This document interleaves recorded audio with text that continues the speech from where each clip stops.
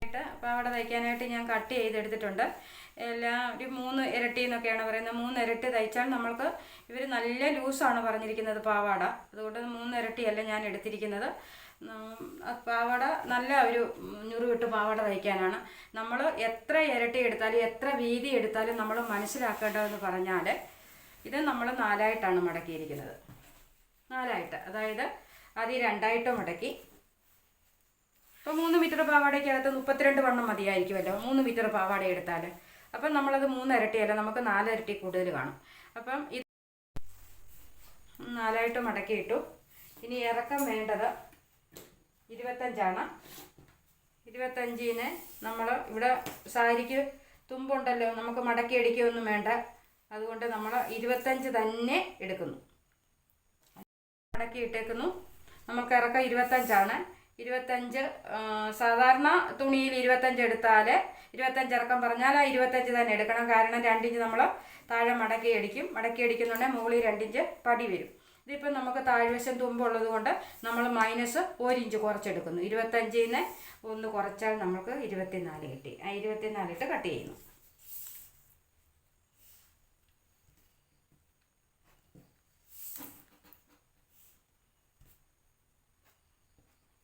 മനസ്സിലായോ?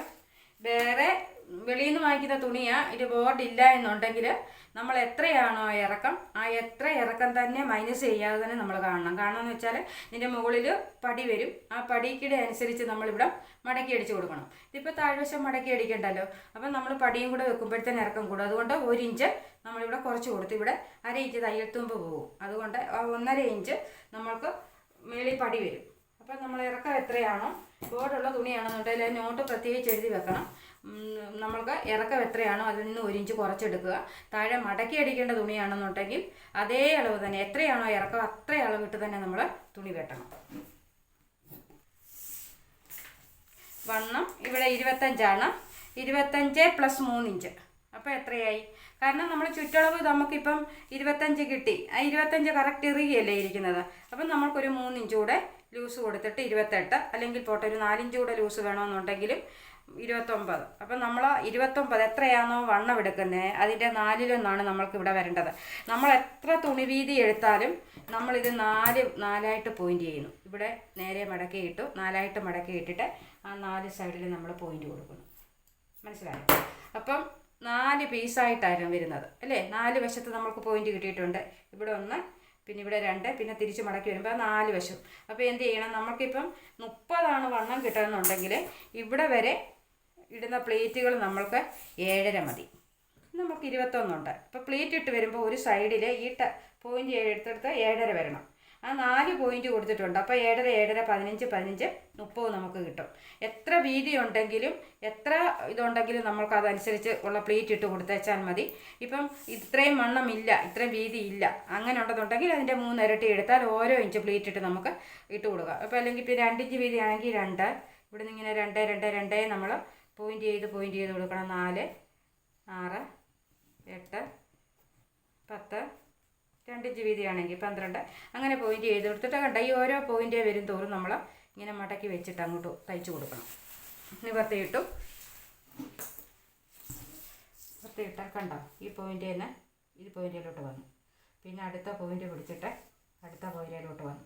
അപ്പോൾ അത് ഇങ്ങനെ വരയ്ക്കുമ്പോഴത്തേന് മൂന്നാമത്തെ വരയിലാണ് അടുത്ത പ്ലേറ്റ് വരുന്നത്. അതിനാണ് ഈ 3 ഇരട്ടി എന്ന് പറയുന്നത്. പക്ഷേ നമ്മൾക്ക് ഇച്ചിരി വീതിക്ക് അകത്തോട്ട് കയറി ഞുറിവ് കിടക്കണമെന്നുണ്ടെങ്കിൽ ആ 3 ഇരട്ടിയും കൊണ്ട് നമുക്ക് കിട്ടത്തില്ല.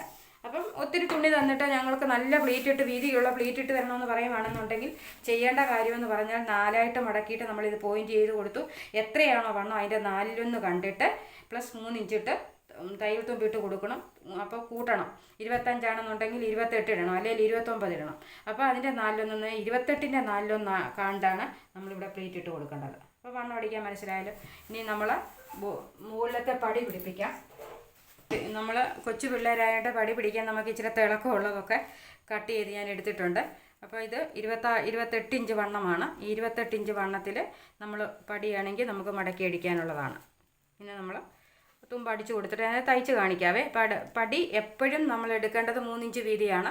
ഇത് ദേ ഒരു വശം വക്കുണ്ട്, അതുകൊണ്ട് അത് വശം മടക്കണ്ടല്ലോ. ഇപ്പം ആ വക്കില്ലാത്ത വശമാണെന്നുണ്ടെങ്കിൽ ഒരു 4 ഇഞ്ച് എടുത്തോ. 2 ഇഞ്ചിലും 2 സൈഡും 1/2 ഇഞ്ച് വീതി പോയി കഴിയുമ്പോൾ പിന്നെ 3 കിട്ടത്തുള്ളൂ. ആ 3 നമ്മൾ മടക്കി അടിക്കുന്നുണ്ടെങ്കിൽ 1.5 ഇഞ്ച് നമുക്ക് പടി വീതി കിട്ടും.